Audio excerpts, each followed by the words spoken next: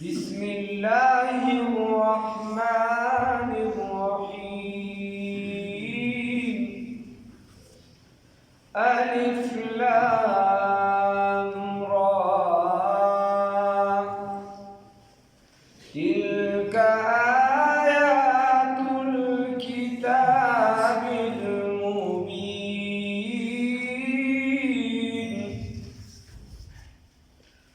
إنا أنزلناه قرآنا عربيا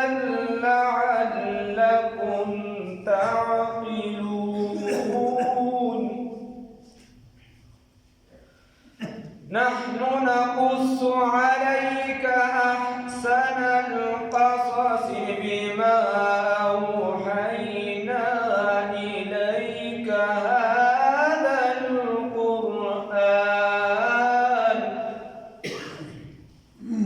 وإن كنت من قبله لمن الغافلين. إذ قال يوسف لأبيه يا أبت إني رأيت 11 كوكبا والشمس والقمر رأيتهم لي ساجدين. قال يا بني لا تقصص رؤياك على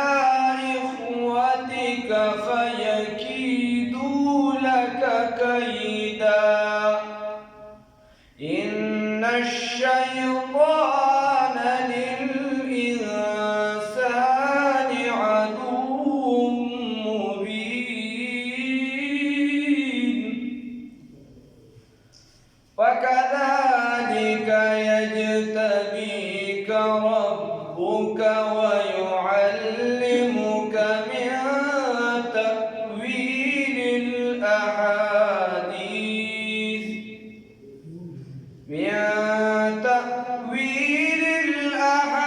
الأحاديث ويتم نعمته عليك وعلى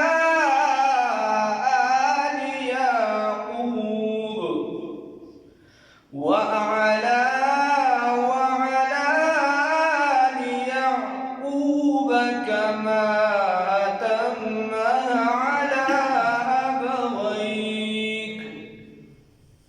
كما أتمها على أبويك من قبل إبراهيم وإسحاق إن ربك عليم حكيم. صدقت يا رب العالمين.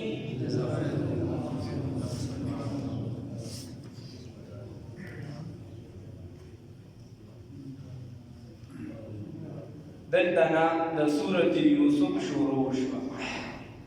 سورة یوسف په ترتیب عثماني کې 12 نمبر او د نزول په اعتبار سره دا د سورة هود نه پس را نازل شوی څنګه چې دلته دې ځای کې او 53 نمبر چې د دې نزول دی.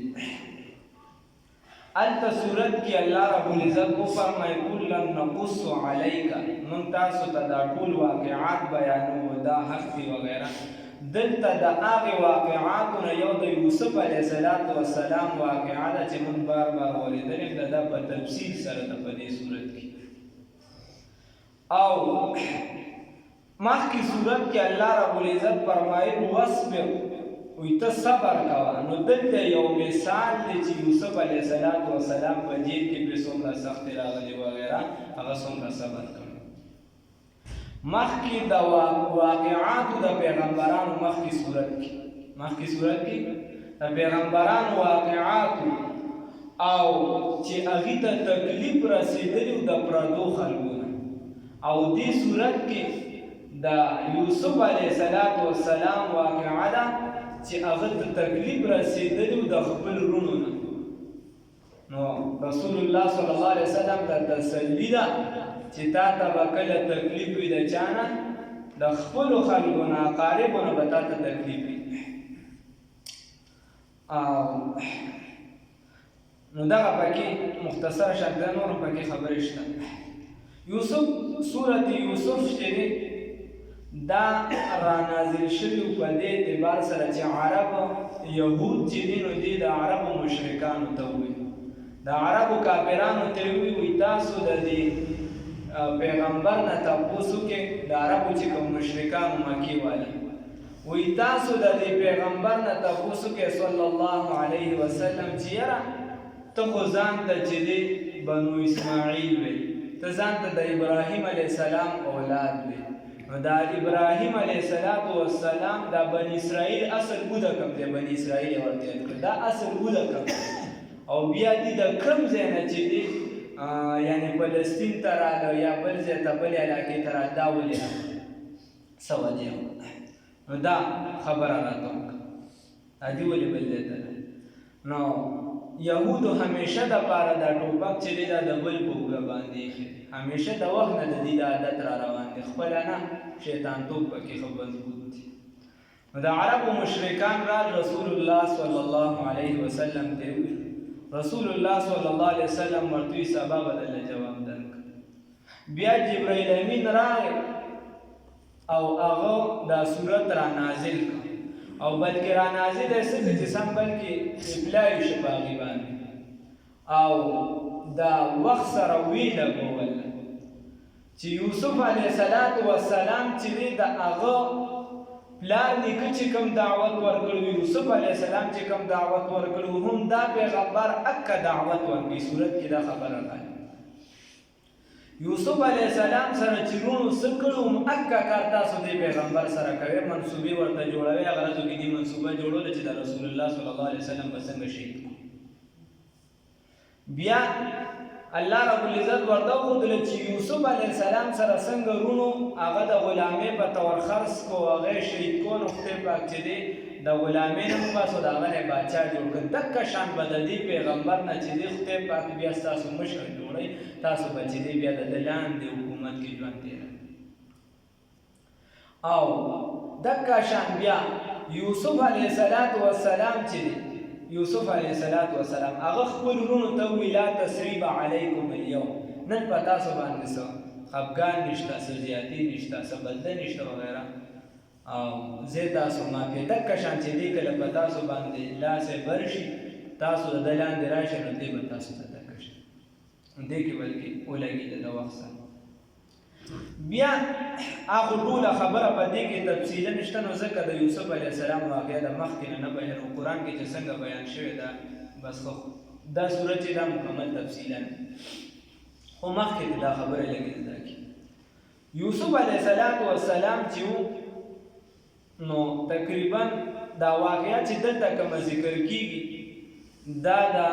1800 یعنی 90 سال قبل مسیح چې دی نو دا ذکر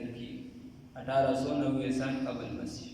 هغه ټیم د یوسف علیه السلام 19 کاله عمر دا سر کې واقع ده هغه وخت. بیا چې هغه راغلی دی بطور پیغمبر علی اختلاف روایتین چې څه وڅه نو یا چې دی نو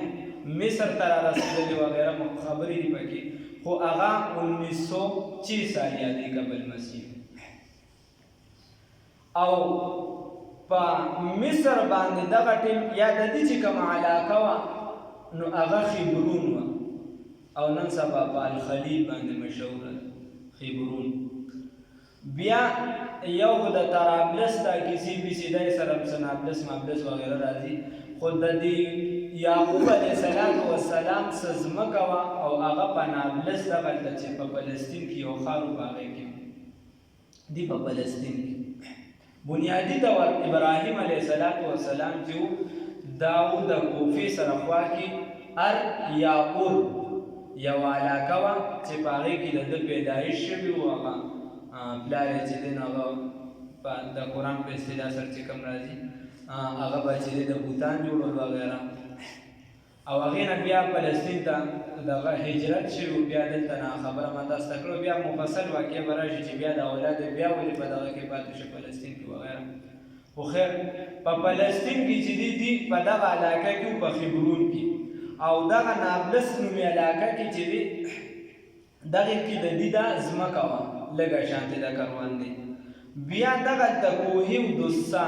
دوستان نومې علاقه کې دغه کوهي نوم چې د دغه ځای نو دوستان د دغې نه چې دی دا یوسف علیه السلام دغه کوهي ته غورځولی شوي او کومه قافله چې پرې راغلې وه نو د اردن د علاقې قافله وه جلعا نومې غالبا د جلعا نومې علاقې قافله وه او هغه پرې راغلې وه هغوی چت کړو یوسف علیه السلام چې کله مصر ته راوستی شو نو د عمالیقو حقوقو خفه مصر او یوسف علیه السلام بیا دغلته چې بیا کله بادشاه شو نو اتیا کاله یوسف علیه السلام په مصر باندې بادشاهي کړې ده اتیا کاله او د ده چې کوم خاندان بیا یعنې بچیان ورپسې نو هغوی 1500 قبل المسیح پورې دغلته کې آباد 1500 او قابض او د هغې نه پس چې دی بیا د دې نه قبطیان حکومت اخیستی یوسف علیه السلام ویلی شي کریم ابن کریم یوسف علیه السلام زوی د پیغمبر بیا د هغه پلار پیغمبر بیا د هغه پلار پیغمبر یعنی یوسف علیه السلام ابن یعقوب علیه السلام ابن اسحاق علیه السلام ابن ابراهیم علیه السلام دا پیغمبر او دا اسحاق علیه ابراهیم علیه السلام دو مشهور زامنو یو چې د اسحاق علیه السلام یو اسماعیل علیه السلام مشهور ده بیا د اسحاق علیه السلام چې کوم بچیان نو په هغې کې یعقوب علیه السلام او عیسو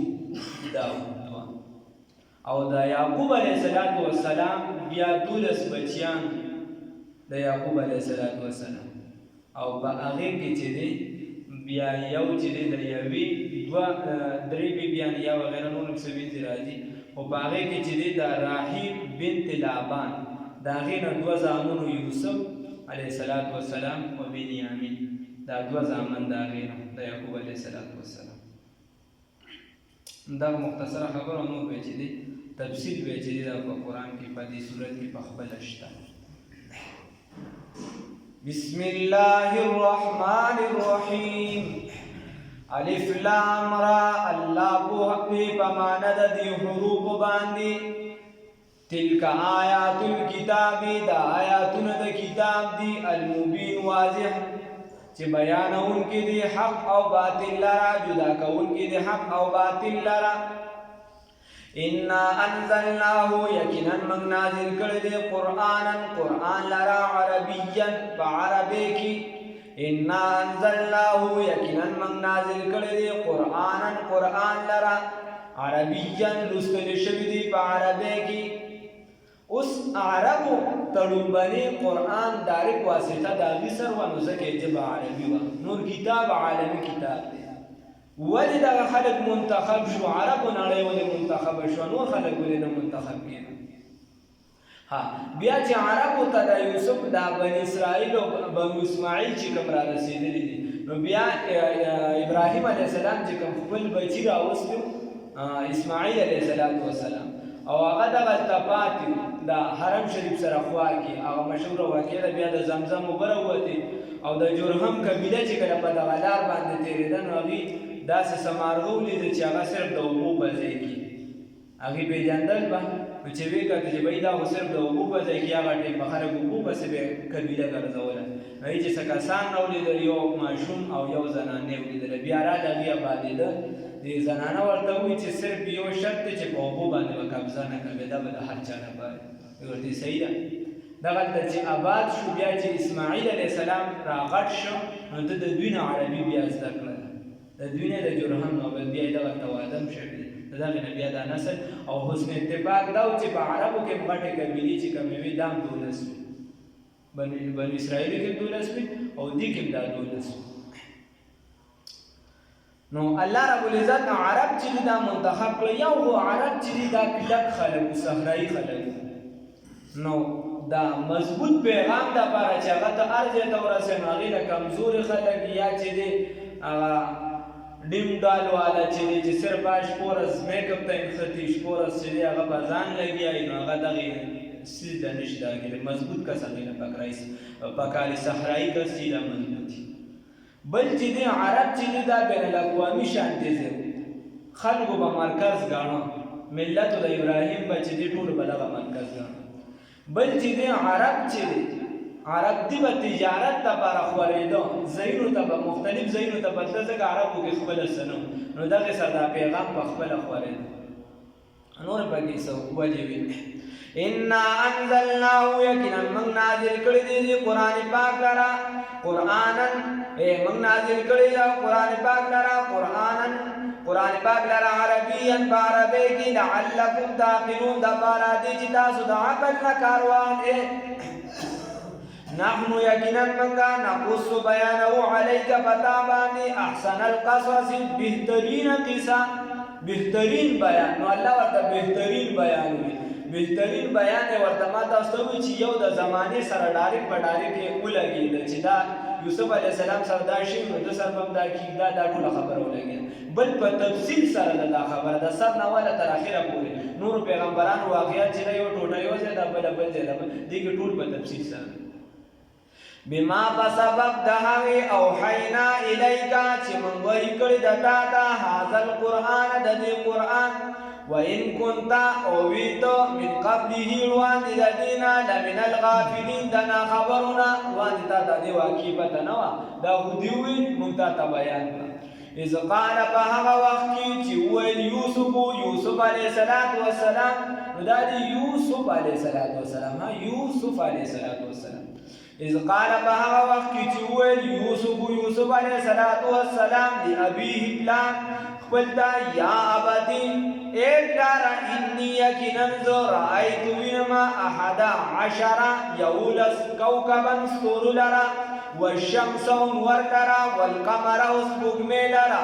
رأیتهم زوینم دغه ټول لرا ستوري وینم سپوږمۍ وینم دغه ټول وینم لی ساجدین ما د سجده کوونکي یوسف علیه السلام د جمعې په شپه باندې خوب ولیده خوب یې ولیده چې نور او سپوږمۍ او یولس ستوري دا ما ته سجده لګوي نو یعقوب علیه السلام د خپل والد مبارک ته دغه خوب وویل نو هغه ورته څه جواب کې ورته وویل قال ورته وفرمایل یعقوب علیه السلام یا بنیا ای بچیا